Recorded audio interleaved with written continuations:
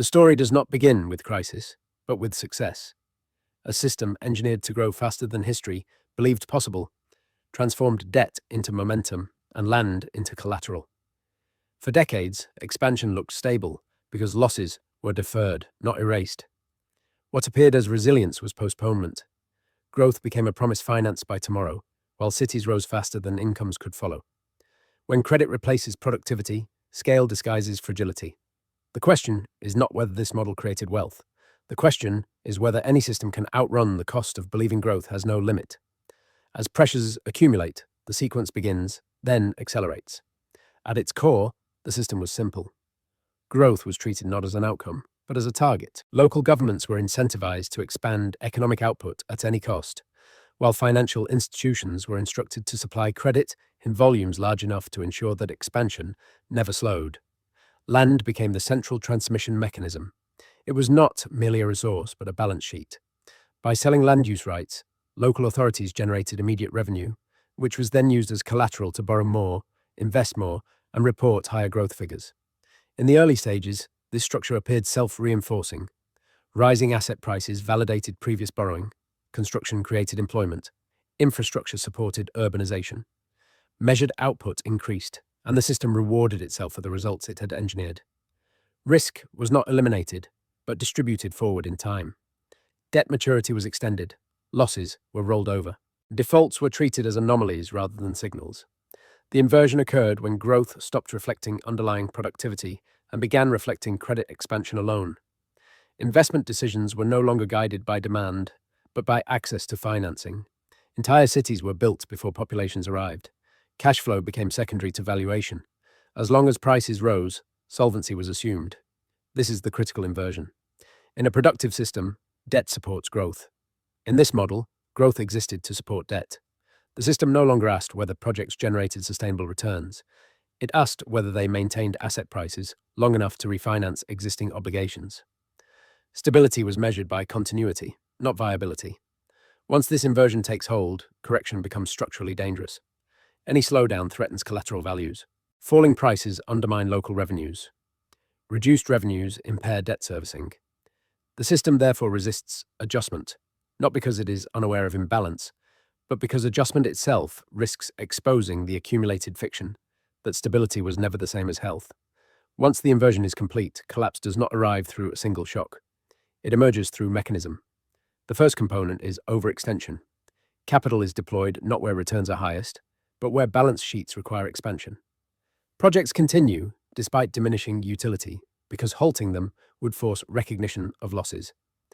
This transforms investment from a growth engine into a maintenance operation, designed to preserve appearances rather than generate value. The second component is misallocation. Credit flows towards sectors that can absorb scale quickly, not those that improve productivity. Real estate becomes dominant because it converts borrowed capital into visible assets that can be appraised, leveraged, and resold. Manufacturing efficiency, innovation, and household consumption become secondary. The economy grows larger, but less flexible. Its capacity to adjust declines even as its reported size increases. The third component is financialization. Debt is no longer a tool. It becomes a product. Complex structures are created to repackage exposure, extend maturities, and shift liabilities across entities that are legally separate but systemically identical. Risk does not disappear. It becomes harder to locate. Balance sheets appear solvent individually, while the system becomes fragile collectively. A critical feature of this mechanism is delay. The consequences of misallocation do not surface immediately. Construction activity generates employment and revenue in the short term. Asset prices remain elevated through refinancing. The system interprets this delay as validation. In reality, it is accumulation. Each cycle adds obligations without increasing the economy's capacity to service them organically. As debt expands faster than income, servicing costs rise invisibly. They are absorbed through rollovers, extensions, and policy intervention. The public does not experience collapse. It experiences stagnation.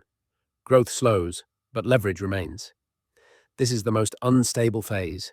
The system requires constant expansion to remain solvent, yet expansion produces diminishing returns. Eventually, the mechanism reaches saturation. Additional credit no longer produces proportional output or price appreciation. Refinancing becomes more difficult. Confidence weakens, not because participants suddenly understand the risk, but because the system can no longer sustain the illusion of continuity. Collapse, when it arrives, is not a failure of confidence. It is the mathematical consequence of a structure that consumed future capacity faster than it created real value. This pattern is not new. It has appeared whenever growth becomes detached from income and leverage substitutes for demand. The details change, but the sequence remains consistent. One of the clearest precedents emerged in Japan during the late 20th century. Rapid post-war expansion, supported by coordinated credit policy and rising land values, produced extraordinary asset inflation. Real estate prices became the foundation of balance sheets. As valuations rose, borrowing expanded. As borrowing expanded, investment followed, regardless of marginal utility. For years, the system appeared invulnerable. Land in major cities was valued as if scarcity alone guaranteed perpetual appreciation. Financial institutions extended credit under the assumption that price reversals were unthinkable. When adjustment finally arrived, it did not begin with collapse. It began with stagnation. Asset prices stopped rising, growth slowed, debt remained. The system entered a prolonged period of balance sheet repair that lasted decades. The cost was not immediate crisis, but long-term paralysis. A similar structure emerged in parts of southern Europe prior to the global financial crisis. Expansion was driven by real estate development, financed through abundant credit. Rising property values masked declining productivity. Employment growth concentrated in construction rather than export-oriented sectors. When external financing conditions tightened, asset prices fell, local revenues collapsed. Banks faced simultaneous impairment. What followed was not a single event, but a drawn-out sequence of adjustment, intervention, and social strain. The United States experienced its own variation in the early 21st century. Financial innovation transformed mortgage debt into tradable instruments, dispersing exposure across the system. Housing prices rose faster than incomes. Consumption was sustained through equity extraction rather than wage growth. When prices reversed, the structure unraveled rapidly because leverage had penetrated households, financial institutions, and capital markets simultaneously. Intervention prevented total collapse, but the underlying lesson remained. When growth depends on asset inflation, stability is conditional. These cases differ in scale, political structure, and global integration, yet they share essential characteristics. Credit expansion precedes productivity gains. Asset prices substitute for income growth. Debt servicing relies on refinancing rather than cash flow. Correction is delayed through policy response. The longer the delay, the greater the eventual adjustment. History demonstrates that systems built on these foundations rarely collapse overnight. They slow, they resist, they adapt. But adaptation often reinforces the original imbalance by suppressing losses instead of resolving them. Over time, this reduces flexibility. Capital becomes trapped. Incentives distort further. The system survives, but at the cost of dynamism. The blueprint does not predict timing.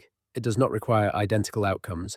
It establishes constraint. Once leverage outpaces productive capacity, the range of possible futures narrows. Recovery becomes structural, not cyclical. Growth, if it returns, is slower and more fragile. The system's past success becomes the anchor that prevents rapid adjustment, ensuring that the correction unfolds gradually, unevenly, and with lasting consequences.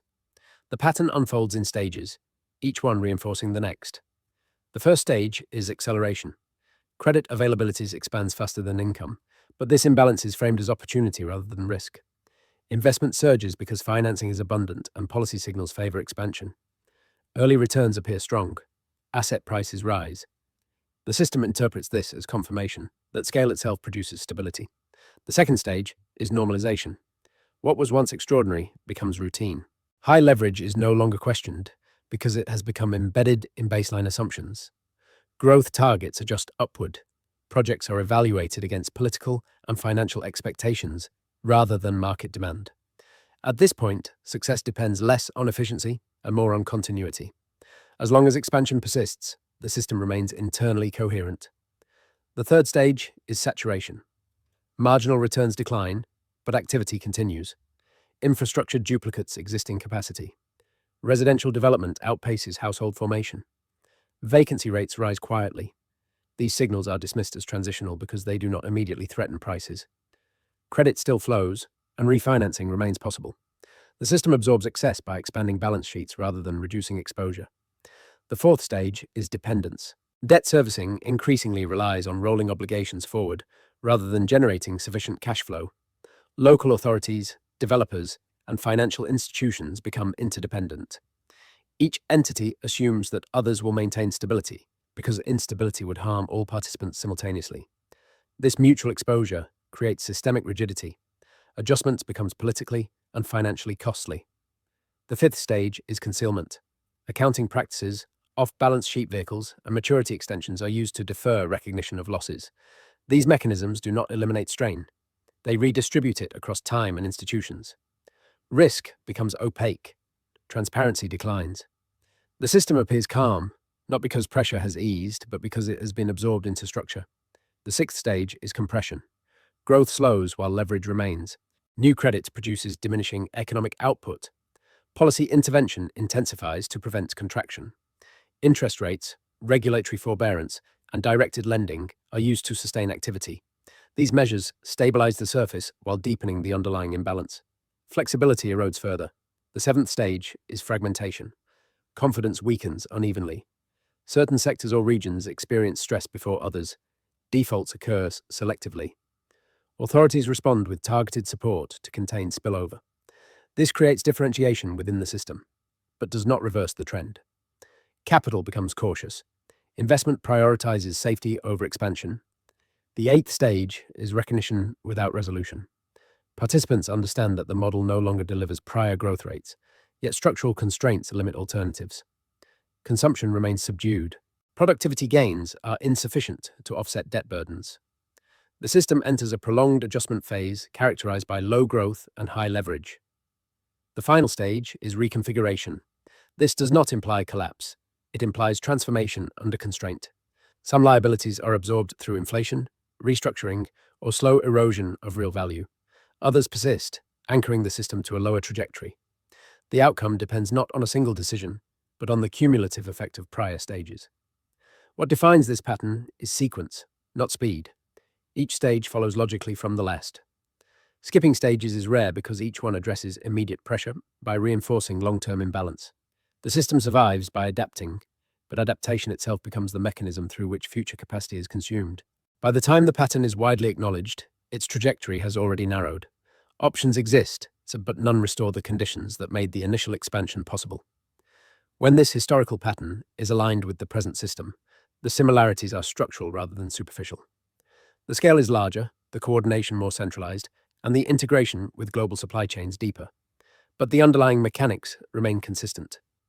Growth has been guided by targets that prioritize expansion over efficiency. Credit allocation responds to policy direction more than market pricing. Stability is maintained through continuity rather than correction. Urban development illustrates this alignment clearly. Investment in housing and infrastructure has proceeded ahead of demographic and income fundamentals. Demand is often anticipated rather than realized. Projects are justified by future growth assumptions that require continued credit availability. This creates a circular dependency. Expansion validates borrowing, and borrowing sustains expansion. Productivity improvements play a secondary role. Local governance structures reinforce this dynamic. Revenue models depend heavily on asset transactions rather than recurring income. This ties fiscal stability directly to valuation levels. When prices rise, budgets expand. When prices stall, pressure emerges immediately. The incentive is therefore to preserve valuation, even at the cost of accumulating additional liabilities. Fiscal and financial risk converge. The financial system mirrors this alignment. Lending institutions operate within implicit guarantees that reduce perceived risk. Capital adequacy is maintained through regulatory treatment rather than market discipline. Loss recognition is delayed to prevent systemic stress. These measures sustain short-term stability while increasing long-term rigidity. Credit remains available, but increasingly to refinance existing exposure rather than fund productive expansion. Households occupy a constrained position within this alignment. Consumption growth lags asset accumulation. Savings behavior reflects uncertainty. Wealth effects exist on paper, but translate weakly into spending. This limits the system's ability to transition from investment-driven growth to consumption-led stability. Income growth does not catch up to balance sheet expansion. Externally, integration with global trade buffers adjustment, but does not eliminate it. Export performance offsets domestic saturation temporarily. However, Reliance on external demand introduces vulnerability to global cycles. When external conditions weaken, internal imbalances become more visible. The system's capacity to absorb shocks diminishes as leverage remains elevated. What matters is not the presence of stress, but the narrowing of alternatives. The system cannot easily contract without destabilizing balance sheets. It cannot easily expand without increasing misallocation. Policy choices therefore focus on managing trajectory rather than altering structure. Intervention becomes continuous. This alignment does not imply imminent collapse. It implies constraint. Growth paths that once appeared open are no longer available. Adjustment becomes gradual, managed, and uneven. The system continues to function, but with reduced dynamism and increased sensitivity to disturbance. The pattern does not predict outcome. It defines boundary. Within those boundaries, the future unfolds according to sequence rather than intention. As systems enter the late phase of the pattern, pressure no longer builds evenly. It concentrates. Growth slows, but obligations remain fixed. This is the zone where acceleration replaces expansion. The system becomes more sensitive to smaller disturbances because margins have narrowed. What once required a major shock now responds to minor disruptions. The trigger is rarely a single event. It is a convergence. Financing conditions tighten marginally. Asset transactions slow. Cash flows weaken in specific sectors or regions. These changes appear manageable in isolation. Together, they strain refinancing chains that depend on uninterrupted rollover. The system does not fail because credit disappears. It fails because credit becomes selective. At this stage, policy response intensifies. Support measures are deployed more frequently and more narrowly.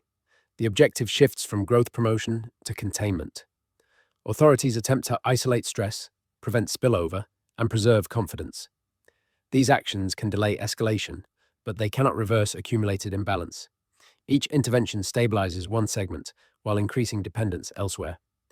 Acceleration occurs when time itself becomes a constraint. Obligations mature faster than productive capacity adjusts. Delayed losses converge. Entities that were solvent under assumptions of perpetual refinancing face liquidity pressure. Confidence weakens not because participants doubt authority, but because the system's internal coherence deteriorates. The gap between reported stability and experienced reality widens. The trigger zone is defined by loss of flexibility. The system can no longer choose between adjustment paths freely. It reacts. Responses become reactive rather than strategic. Measures that once bought time now consume it. The sequence advances not through collapse but through compression. What follows is not immediate resolution. It is exposure.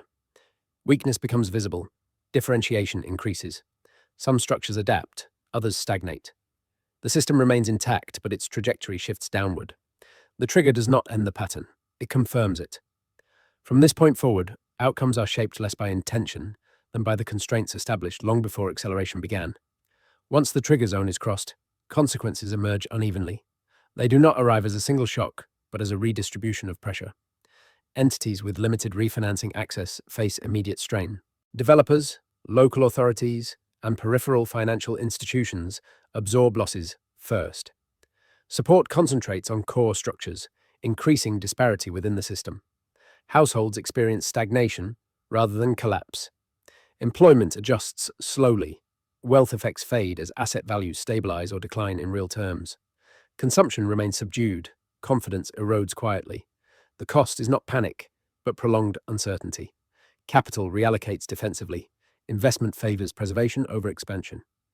Innovation slows as resources are directed toward managing existing exposure. Productivity gains remain insufficient to offset leverage. The system continues to function, but at reduced efficiency. Exposure does not imply failure. It implies visibility. The mechanisms that once concealed imbalance lose effectiveness. Risk becomes identifiable. Adjustment proceeds through time rather than rupture. The burden is distributed across years, generations, and balance sheets. What was once deferred becomes structural. The pattern completes not with collapse, but with endurance under constraint. This pattern does not announce an end. It defines a limit. Systems built on debt-fueled expansion do not collapse because participants lose faith.